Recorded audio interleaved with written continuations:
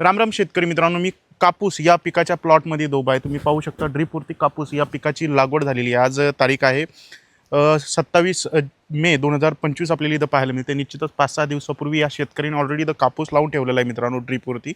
परंतु आज मी तुम्हाला या व्हिडिओच्या माध्यमातून असे कोणते कापूस बियाणे आहे ज्यांची उत्पादन देण्याची जी क्षमता आहे तर ती 15 ते 20 क्विंटलच्या आसपास आपल्याला पाहायला मिळू शकते। हो शेतकरी मित्रांनो, निश्चितच आपल्या महाराष्ट्रामधलं जे काही सरासरी कापूस पिकाचं उत्पादन आहे तर ते 6 ते 7 क्विंटल प्रति एकराच्या आसपास आपल्याला तिथं पाहायला मिळते। परंतु जर तुम्ही अजून सुद्धा आपल्या महाराष्ट्रामध्ये भरपूर सारे शेतकरी असे आहेत ते 15-20 क्विंटलपर्यंत सुद्धा आपल्याला 1 एकर क्षेत्रामधून तिथं उत्पादन घेताना तिथं पाहायला मिळत आहे। जर आपलं प्रॉपर ड्रीप व्यवस्थापन असेल, त्याच्यासोबतच प्रॉपर फवारणी व्यवस्थापन, प्रॉपर नियोजन जर असेल तर निश्चितच आपलं जे काही उत्पादन आहे कापूस पिकाचं आज सुद्धा तिथं जास्तीत जास्त निघू शकतं।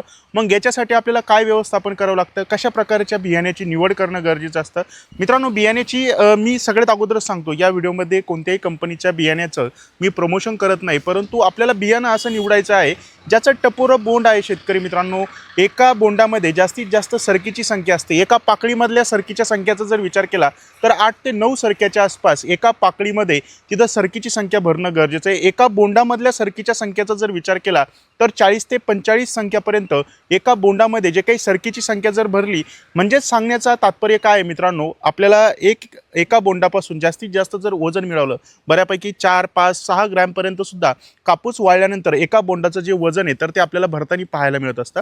तर आज या व्हिडिओमधून ज्या शेतकऱ्यांची बागायतीची जमीन आहे, 1-2 पाणी व्यवस्थापन करू शकत असाल, ड्रीपवरती लागवड करणार असाल, 4x2 या अंतराने लागवड करणार असाल तर अशा जमिनीमध्ये अशा शेतकऱ्यांनी कोणत्या वाणाची तिथं निवड करणं गरजेचं आहे, जास्त फुटवे होणारे जे काही कापसाचे बियाणं आहे तर या व्हिडिओच्या माध्यमातून सांगणार आहे। सगळ्यात महत्त्वाचं आणि सगळ्यात पहिलं हे वाण मी तुम्हाला सांगतोय। आणि एक गोष्ट लक्षात ठेवा शेतकरी मित्रांनो, जेवढे मोठे बोंड असलेले जे काही कापसाचे बियाणं असतात तर त्यांचं पानाचा आकार सुद्धा आपल्याला थोडा मोठा असल्याचं पाहायला मिळतं। आणि या कापसाच्या बियाण्यांवरती जे काही रस शोषण करणारे किडी असतात तर त्यांचा सुद्धा जो काही अटॅक आहे तर तो कदाचित जास्त हा होऊ शकतो।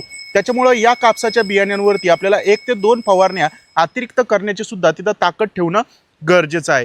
तर सगळ्यात अगोदर मी तुम्हाला एक बियाणं सांगतो ज्याचं 15-20 क्विंटलपर्यंत सुद्धा तुम्ही 1 एकर क्षेत्रामधून जे काही उत्पादन आहे तर ते घेऊ शकता।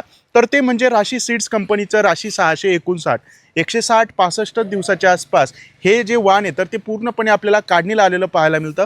आणि बाजारामध्ये सध्या तरी याचं टपोरं बोंड आपल्याला इतर वाणांच्या तुलनेमध्ये मोठं बोंड असल्याचं तिथं पाहायला मिळत आहे। तुमचा या बियाण्याबद्दलचा अनुभव कमेंट करायला विसरू नका।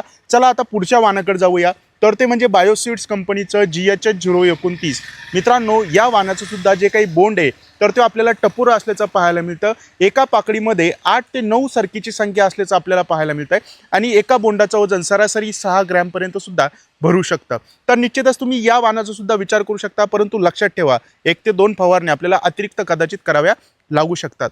पुढील वाणाचा जर आपण विचार केला तर ते म्हणजे US ॲग्री सीड्स कंपनीचं 7067, 140 ते 50 दिवसाच्या आसपास लागवड केल्यानंतर पूर्णपणे हे जे बियाणं आहे तर ते काढणीला येत असतं। आणि त्याच्यासोबतच एका बोंडाचं वजन सुद्धा आपल्याला या वाणाचं जास्त पाहायला मिळत आहे। तुम्ही या वाणाचा सुद्धा तिथं विचार हा करू शकता। पुढील वाणाचा जर विचार केला तर तुलसी सीड्स कंपनीचं कबड्डी। हो शेतकरी मित्रांनो, हे सुद्धा अतिशय उत्कृष्ट बियाणं आहे। याचं सुद्धा आपल्याला टपोरं बोंड तिथं पाहायला मिळतं। एका बोंडाचं वजन आपल्याला जास्तीत जास्त तिथं भरू शकतं। तुम्ही या वाणाचा सुद्धा तिथं विचार हा करू शकता। याच्यानंतर मित्रांनो पुढील बियाण्याचा जर आपण विचार केला तर श्रीकर सीड्स कंपनीचं जय हो, हे सुद्धा टपोऱ्या बोंडाच्या सेगमेंटमधलं आपल्याला वाण असल्याचं तिथं पाहायला मिळतं आहे। तुम्ही याचा सुद्धा तिथं विचार हा करू शकता।